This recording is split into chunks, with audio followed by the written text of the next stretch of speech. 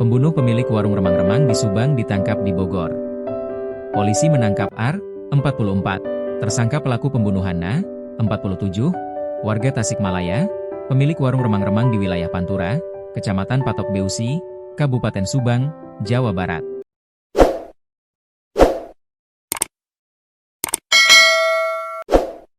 Nah, sebelumnya ditemukan dalam kondisi mulai membusuk di warung remang-remang miliknya. R adalah warga-warga Babakan Tambun, Desa Pucung, Kecamatan Kota Baru, Karawang, Jawa Barat. Pelaku ditangkap dalam pelariannya di Kabupaten Bogor, Jawa Barat, Rabu, 25 Maret 2026, sekitar pukul 4.30 waktu Indonesia Barat. Pengungkapan ini merupakan hasil kerja cepat dan sinergis tim Resmob Satreskrim Polres Subang bersama Ditreskrimum Polda Jawa Barat serta dukungan Polres Bogor, ujar Kapolres Subang, AKBP Doni Eko Wicaksono saat konferensi pers di Polres Subang, Kamis, 26 Maret 2026. Kronologis penemuan mayat.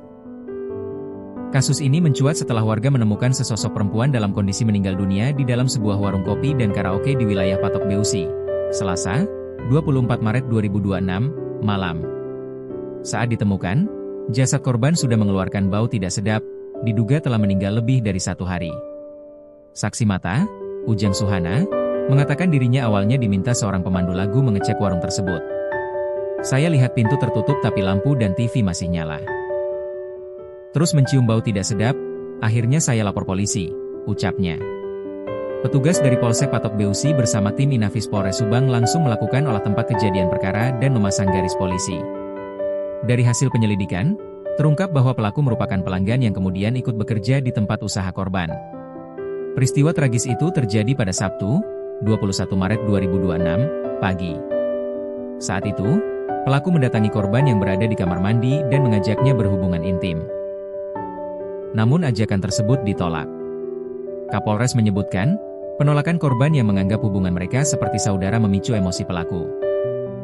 Dalam kondisi marah, lanjut Doni, pelaku mengambil balok kayu dan memukul kepala korban dari belakang secara berulang hingga korban tak berdaya. Hasil autopsi menunjukkan korban meninggal akibat trauma tumpul di bagian kepala yang menyebabkan perdarahan fatal, katanya. Tak hanya menghilangkan nyawa korban, Doni mengatakan, pelaku juga membawa kabur sejumlah barang berharga milik korban, diantaranya 2 unit ponsel, uang tunai, jam tangan, tas berisi identitas, serta sepeda motor. Motor milik korban bahkan sempat digadaikan oleh pelaku di wilayah Cikarang Utara, Bekasi, seharga 3,5 juta rupiah. Setelah itu, pelaku melarikan diri ke wilayah Bogor hingga akhirnya berhasil diringkus polisi. Kapolres Subang menegaskan bahwa pihaknya akan bertindak tegas terhadap segala bentuk kejahatan, terutama yang mengancam nyawa dan harta benda masyarakat. Kami mengimbau masyarakat untuk meningkatkan kewaspadaan dan segera melapor jika menemukan hal mencurigakan, ucapnya. Saat ini, tersangka telah diamankan dan menjalani proses penyidikan lebih lanjut.